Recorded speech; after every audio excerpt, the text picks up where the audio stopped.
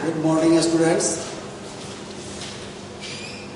आज हम लोग कॉन्ग्रुएंस ऑफ ट्रायंगल के बारे में पढ़ेंगे और कॉन्ग्रुएंस ऑफ ट्रायंगल के बारे में, कॉन्ग्रुएंस के बारे में आप सब आदमी पहले से भी जानते हैं कि कॉन्ग्रुएंट फिगर किसको कहते हैं। वैसा कोई भी दो फिगर जिसका शेप और साइज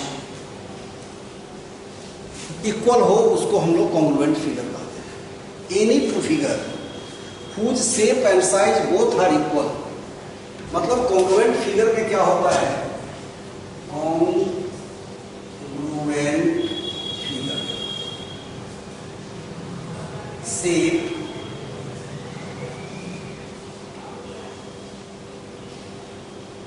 एंड साइज ये दोनों इक्वल होना चाहिए। शेप और साइज दोनों इक्वल होगा तो इसको हम लोग कॉन्ग्रुएंट फिगर कहेंगे। Any two figure are said to be congruent if their shape and size both are equal. Clear? अब आप देखिए कि शेप को हम लोग डिनोट करते हैं इस साइन से, रिप्रेजेंट करते हैं। यदि शेप इक्वल है तो हम लोग रिप्रेजेंट करेंगे इस तरह के साइन से, और साइज इक्वल है तो इसको रिप्रेजेंट करेंगे इक्वल टू के साइन से। ठीक है?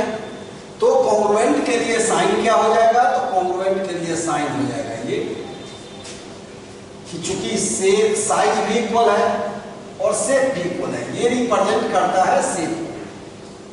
यदि शेप इक्वल है तो इसको, केवल शेप इक्वल है तो इसको, और शेप और साइज दोनों इक्वल है तो इस दोनों को एक साथ। साइज केवल इक्वल है तो केवल इसको, शेप इक्वल नहीं है, साइज इक्वल है तो आप इसको कह सकते हैं। जैसे x equal to y, x और y का वैल्यू बराबर है। x इक्वल टू वाई का क्या मतलब? x और y का वैल्यू बराबर है। अब x का भी साइज और शेप दोनों बराबर है यदि x और y के। x का शेप और साइज, y के शेप और साइज के दो फिगर है x और y। नेट कीजिए कि x and y are two figures and they have their shape and size both are equal, then x and y said to be congruent, and congruent के लिए sign आपका ये आता है। क्लियर हो गया? तो congruent फिगर किसको कह दिए वो समझ गए। ये कहते हैं सिमिलर, ये साइन, चूंकि यदि कोई दो फिगर जिसका शेप केवल इक्वल, जैसे सपोज कीजिए कि एक इक्विलेटरल ट्रायंगल आपने ड्रॉ किया, वो है 2 सेंटीमीटर साइड का। दूसरा इक्विलेटरल ट्रायंगल आपने ड्रॉ किया जो 3 सेंटीमीटर साइड का है। एक इक्विलेटरल ट्रायंगल ड्रॉ किए जिसका साइड का लेंथ है 2 सेंटीमीटर, 2 सेंटीमीटर, 2 सेंटीमीटर। दूसरा इक्विलेटरल ट्रायंगल आपने ड्रॉ किया जिसके साइड का लेंथ है 3 सेंटीमीटर, 3 सेंटीमीटर, 3 सेंटीमीटर। चूंकि दोनों ABC और DEF इस दोनों जो है वह क्या है? Equilateral triangle. सभी एंगल इक्वल होंगे। इक्विलेटरल ट्रायंगल के ईच एंगल का मेजरमेंट आप जानते हो कि 60 डिग्री होता है, तो सभी एंगल भी इक्वल है। जब इसके शेप और साइज दोनों इक्वल है, जब इसका केवल शेप इक्वल है, दोनों इक्विलेटरल ट्रायंगल है तो शेप इक्वल है। और जब शेप इक्वल है तो इसको हम क्या कहेंगे? ये कहा जाता है similar figure. This is known as similar. और सिमिलर के लिए इस साइन। लेकिन यदि यहीं पर यह ट्रायंगल ABC के साइज के बराबर भी होता है, ये भी 2 सेंटीमीटर होता है, ये भी 2 सेंटीमीटर होता है, ये भी 2 सेंटीमीटर होता है, तो इसका शेप और साइज दोनों बराबर है, तो अब यह कहा जाता है कि ABC congruent triangle DEF। Clear हो गया कि कोई भी दो फिगर यदि उसका शेप इक्वल है तो वह सिमिलर होगा, लेकिन यदि शेप और साइज दोनों इक्वल है तो वह कॉन्ग्रुएंट होगा। So we can say that each and every congruent figure are similar also, but all similar figure are not said to be congruent. सभी सिमिलर फिगर को हम कॉन्ग्रुएंट नहीं कह सकते हैं, लेकिन सभी कॉन्ग्रुएंट फिगर को हम सिमिलर कह सकते हैं, क्योंकि सिमिलर में केवल शेप का इक्वल होना चाहिए और कॉन्ग्रुएंट में शेप और साइज दोनों इक्वल होना चाहिए, इसलिए ये ऐसा होता है। ठीक है, अब हम लोगों को कॉन्ग्रुएंसी में पढ़ना है ट्रायंगल के बारे में, कॉन्ग्रुएंस ऑफ ट्रायंगल। तो हमने आपको बताया कि कोई भी दो फिगर कॉन्ग्रुएंट होगा यदि उसका शेप और साइज दोनों इक्वल हो। हम लोगों के अभी जो हम लोगों के सिलेबस में है वो है कॉन्ग्रुएंस ऑफ ट्रायंगल। ये टॉपिक बहुत ही इंपॉर्टेंट है और इसका यूज न केवल 9th में, इसका यूज 10th, 11th, 12th किसी भी तरह के कॉम्पिटिटिव एग्जाम में भी इसका यूज हमेशा आगे मिलेगा। अभी आप क्लास 9th में इस बात को जान लीजिए कि यदि आपको कॉन्ग्रुएंसी पर 100% यदि आप 90%, 95% यदि आप ये कर लेते हो, कंट्रोल कर लेते हो, तो लगभग ज्योमेट्री का चैप्टर आपके लिए बहुत ही इजी हो जाएगा। इसलिए इस टॉपिक को बहुत ही ध्यान से समझना है। इस टॉपिक में 2-3 टर्म कंफ्यूजन क्रिएट करते हैं। वो क्या है? तो एक कॉरस्पॉन्डिंग एंगल और एक है कॉरस्पॉन्डिंग साइड्स। इस दोनों के बारे में आज हम आपको बतलाएंगे कि कॉरस्पॉन्डिंग साइड्स कैसे निकालते हैं, कॉरस्पॉन्डिंग एंगल कैसे निकालते हैं, कैसे आप लिखेंगे कि कौन फिगर किसके कॉन्ग्रुएंट है। तो इन सब चीज़ों के बारे में आज जनरल इंट्रोडक्शन हम आपको बतलाने जा रहे हैं। ऐसे अभी हम लोगों को पढ़ना जो है वो है congruence of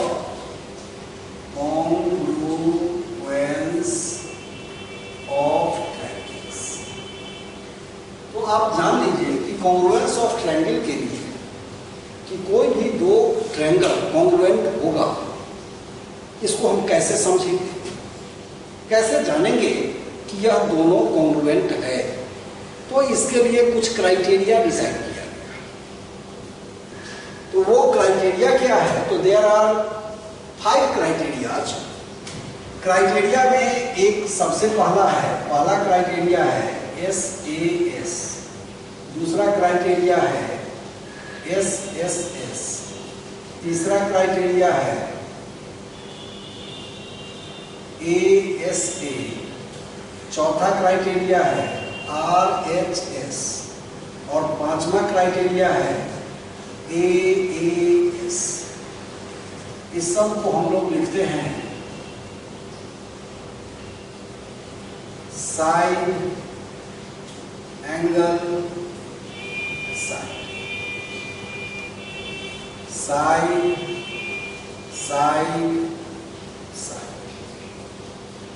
angle, side, right angle,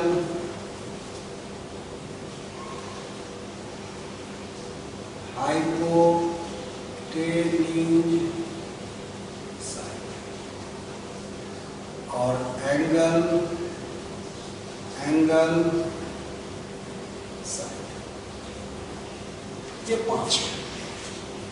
अब देखिए, जैसे लिखा हुआ है उसी तरह से SAS, इसको हम लोग कैसे कहेंगे कि इसका स्टेटमेंट क्या देंगे, इसके बारे में जानेंगे कैसे। तो किसी भी दो ट्रायंगल का, जैसे मान लीजिए ABC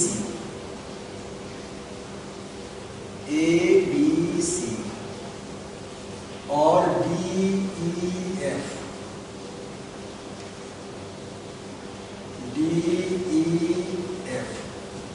दो ट्रायंगल है। ABC and DEF are 2 triangles in such a way that AB equal to DE,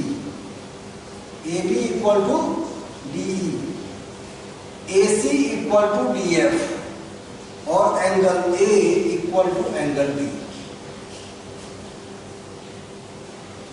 अब यहां देखिए, 2 sides and included angle of one triangle is equal to corresponding 2 sides and included angle of another triangle, then both triangles are said to be congruent by SAS, side angle side. दो side and included angle. If two sides and included angle of one triangle is equal to corresponding two sides and included angle of another triangle, then both triangles are said to be congruent. एकदम easy है. पहला इसका जो theorem कहिए, axiom कहिए, जो कहिए आप इसको, इसलिए कि आपके बुक में यह थ्योरम के रूप में लिखा हुआ है, लेकिन जनरली इसको हम लोग एक्सियम के रूप में लेते हैं. एक्सियम के बारे में आप जानते हैं कि एक्सियम क्या है? तो the statement which has no need to proof. लेकिन आपके बुक में इसको भी प्रूफ किया गया है. सिमिलर शेप और साइज को दिखलाते हैं, तो इसको हम लोग प्रूफ करेंगे. लेकिन अभी आप केवल यह जान लीजिए कि ये स्टेटमेंट, इस सब का मीनिंग क्या होगा. तो इस सब का मीनिंग हो गया कि साइड एंगल साइड का मतलब हो गया कि if two sides and included angle of one triangle is equal to two sides and included angle of another triangle, then both triangles are congruent by SAS. Clear? दूसरा को देखिए आप, SSS. If all three sides AB, BC and AC, if all three sides of one triangle is equal to corresponding all three sides of another triangle. Corresponding लगाना जरूरी है. Corresponding all three sides of another triangle, then both triangles are said to be congruent by SSS. फिर से सुन लीजिए. SSS मतलब तीनों side. All three sides of one triangle, all three sides of one triangle is equal to corresponding all three sides of another triangle, then both triangles are said to be congruent by SSS. Third, ASA. अब यहाँ पर क्या देख रहे हैं? दो angle है, बीच में साइड है. दो एंगल और बीच का साइड. तो यहाँ पर क्या कहेंगे? If two angles and included side of one triangle, if two angles, ये दो एंगल है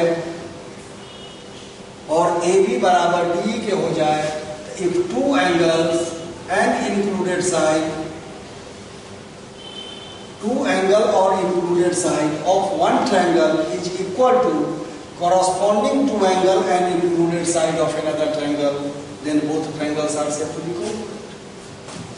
इसी तरह से राइट एंगल के केस में है, राइट एंगल ट्रायंगल के केस में कि कोई भी एक साइड, दो राइट ट्रायंगल कॉन्ग्रुएंट होगा. Two right triangles are said to be congruent if their hypotenuse and a sides corresponding sides are equal.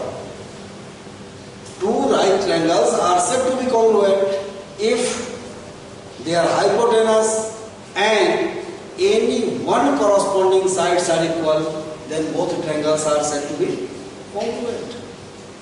और ये इसका एक्सियम है. ये थ्योरम जो है ये इसका एक्सियम है. ये एक्सियम कहते हैं, ये कोरोलरी है.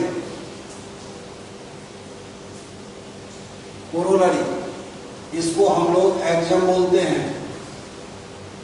और ये तीन आपका थ्योरम में आता है. इस तीनों को हम लोग प्रूफ करेंगे SAS की सहायता से ही. ठीक है? तो जिसकी सहायता से प्रूफ, इसको कोई जरूरी नहीं है प्रूफ करने का, लेकिन आपके बुक में चूंकि यह प्रूफ किए हुए हैं इसलिए इसको भी हम प्रूफ करके बतलाएंगे. अभी हम लोग कॉरस्पॉन्डिंग साइड्स और कॉरस्पॉन्डिंग एंगल के बारे में समझ रहे हैं. क्राइटेरिया को थोड़ा बहुत समझ लिए, इसको एक बार देख लीजिएगा, फिर हम कल अगले वीडियो में इसके बारे में और डिटेल से बतलाएंगे.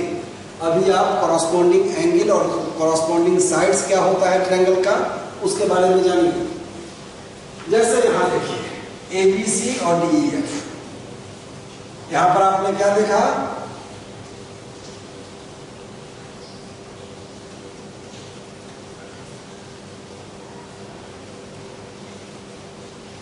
AB equal to D, AC angle A equal to angle D, और AC equal to D F. ये क्या है? तो गिवन है। तो प्रूफ क्या करना है? तो अब इसमें कौन कौन ट्रायंगल कॉन्ग्रुएंट होगा? गिवन में अब हमको दिया हुआ है ए बी बराबर डी, एंगल ए बराबर एंगल डी और ए सी बराबर डी एफ। तो कॉन्ग्रुएंट कौन कौन ट्रायंगल होगा? तो आप लिखेंगे कि triangle A B C congruent triangle. अब देखिए एंगल ए के बराबर क्या है? Angle D. यहाँ ए का पोजीशन कहाँ है? फर्स्ट में। तो आप इधर डी को, चूंकि एंगल ए एंगल डी के बराबर है, तो ए के जगह पर यहाँ पर फर्स्ट पोजीशन पर डी दीजिए। हो गया?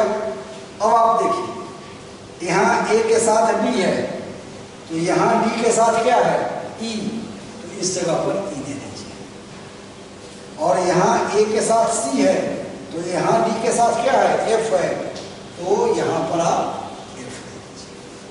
चूंकि सी लास्ट में है, एफ लास्ट में, बी लास्ट में है, बी बीच में है तो ई बीच में, और ए फर्स्ट में है तो डी फर्स्ट में। अब इसके आधार पर आप कह सकते हैं कि ये साइड ए बी बराबर डी ई के, बी सी बराबर ई एफ के और ए सी बराबर डी एफ। ये हो गया corresponding sides. A B equal to D E, BC equal to EF and AC equal to BF। ये हो गया corresponding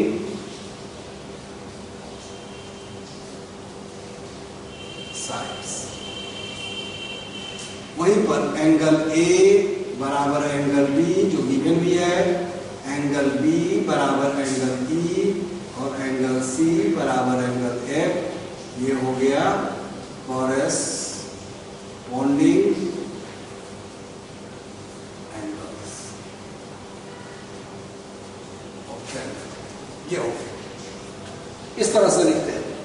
जैसे सपोज कीजिए अब यहां पर हम दूसरा फिगर करते हैं। ये आपका एक ट्रायंगल है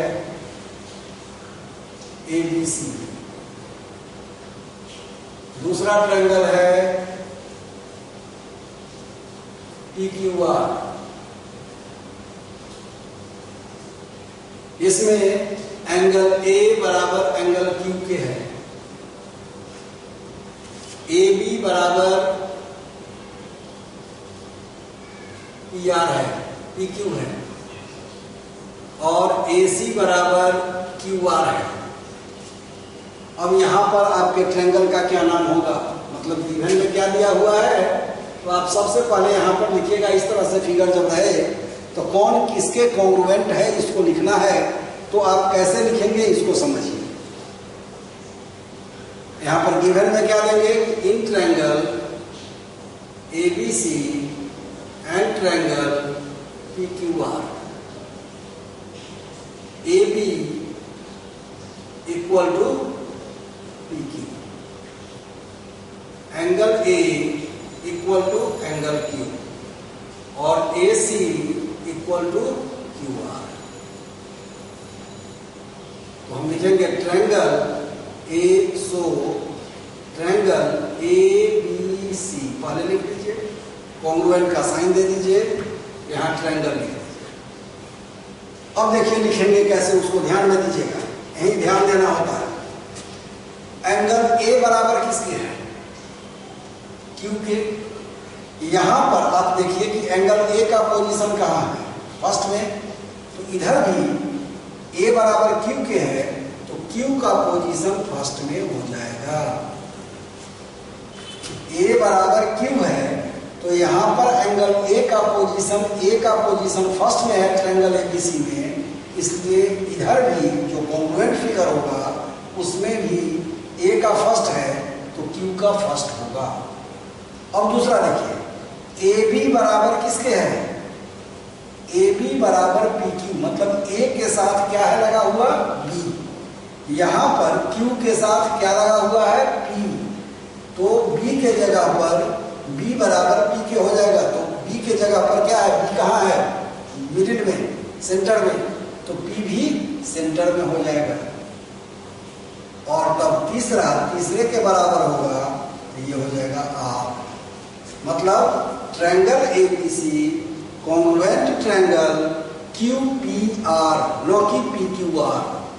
जनरली आप क्या कह देते हैं कि triangle ABC congruent triangle P Q R, लेकिन ये नहीं होगा। क्या हो जाएगा? Q P R. ABC triangle Q P R के बराबर। क्लियर? इसको समझिए, एबीसी क्यू पी आर के बराबर हो गया। अब यहां पर एंगल बी के बराबर, सो बीसी इक्वल टू किसके? तो बीसी यहां लास्ट में है, लास्ट टू, तो यहां का लास्ट टू किस क्या है? P R. बीसी बराबर पी आर। एंगल बी बराबर एंगल पी और एंगल सी बराबर एंगल आर। ये इसका कॉरस्पॉन्डिंग साइड और कॉरस्पॉन्डिंग एंगल कहा गया। समझ गए इसको कि नहीं? इसी तरह से एक और फिगर हम आपको देते हैं। जैसे मान लीजिए कि एक फिगर है, चाहे इसी फिगर में हम लेते हैं एबीसी और पी क्यू आर है। यहां पर इसके बराबर ये दिया हुआ है और ये angle B A angle Q के बराबर है, ये नहीं दिया हुआ है, ये नहीं दिया हुआ है। तो आप कैसे लिखेंगे? यहां पर क्या दिया हुआ है? In triangle ABC and P Q R, A B equal to P Q, B C equal to P R और A C equal to Q R. तो कौन सा ट्रायंगल किसके बराबर कॉन्ग्रुएंट होगा ये लिखना है। Triangle A B C congruent triangle किसके बराबर होगा ये लिखना है। देखिए एकदम इजी है। आप इस दोनों को लीजिए पहले। इस दोनों में कॉमन क्या है जो दोनों में हो? Point B. ए बी और बी सी में कॉमन क्या है? तो पॉइंट बी। यहां देखिए इस दोनों में कॉमन क्या है? उधर पी क्यू और पी आर है, तो पी क्यू और पी आर में कॉमन क्या है? Point P. यहां है पॉइंट बी और वहां है पॉइंट पी, तो यहां पर पॉइंट बी का पोजीशन कहां? सेंटर में। इधर भी पॉइंट पी का पोजीशन कहां होगा? तो सेंटर में। अब पॉइंट बी बराबर पॉइंट पी के हो गया, मतलब एंगल बी बराबर एंगल पी के हो गया। अब आप इसके बाद इस दोनों को लीजिए। इस दोनों में सी कॉमन है, तो फिर इस दोनों को लीजिए। इस दोनों में क्या कॉमन है? आर। तो सी बराबर आर के, आर सी का पोजीशन लास्ट में, तो आर का पोजीशन भी लास्ट में। अब स्वाभाविक है कि ए बी सी में बी सी बी बराबर पी के, सी बराबर आर के, तो तीसरा पॉइंट तीसरे के बराबर हो जाएगा, मतलब ए बराबर क्यू के, Q P R. A B C किसके सिमिलर हो गया? कॉन्ग्रुएंट हो गया, तो क्यू पी आर के। इस तरह से हम लोग निकालते हैं कोई भी फिगर हो। जैसे मान लीजिए कि आपको हमने एक फिगर दिया यहां पर एक्स वाई जेड, यहां दे दिए हम पी क्यू आर, ये बराबर इसके, ये बराबर इसके और ये बराबर इसके। अब हम कहें कि कौन किसके कॉन्ग्रुएंट होगा ये बतलाइए। कौन किसके कॉन्ग्रुएंट होगा, इसको कैसे बताएं? तो यहां पर आप देखिए कि triangle P Q R congruent triangle किसके होगा? तो पहले हमको गिवन में क्या दिया हुआ है यह देख लीजिए। तो गिवन में हमको दिया हुआ है एक्स वाई बराबर क्यू आर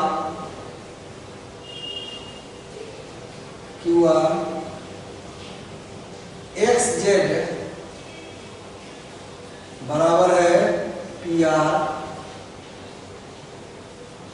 और वाई जेड बराबर है पी क्यू। हमने क्या कहा, पी क्यू आर का कॉन्ग्रुएंट कौन होगा। तो अब आप यहां पर देखिए, इधर इस दोनों में कॉमन क्या है, आर। तो इस दोनों में कॉमन क्या है, एक्स। आर का पोजीशन यहां कहां, लास्ट में, तो एक्स का पोजीशन भी यहां लास्ट में देंगे बिना किसी कंफ्यूजन के। जो पोजीशन आर का होगा वही पोजीशन एक्स का होगा। चूंकि यहां पर इधर आर कॉमन है तो यहां एक्स कॉमन है। अब लास्ट टू वाले में देखिए, इसमें क्या कॉमन है, पी। तो इसमें क्या कॉमन है, जेड। तो यहां पी का पोजीशन फर्स्ट में, तो यहां जेड का पोजीशन फर्स्ट में। अब ये बीच वाला जो हो जाएगा वो तीसरा पॉइंट तीसरे के बराबर ऑटोमेटिकली हो गया, जेड वाई एक्स के बराबर हो जाएगा। मतलब P Q R congruent triangle Z Y X, न कि एक्स वाई जेड। वो गलती हो जाएगा, एक्स वाई जेड यदि कर देंगे तो वो गलत हो जाएगा।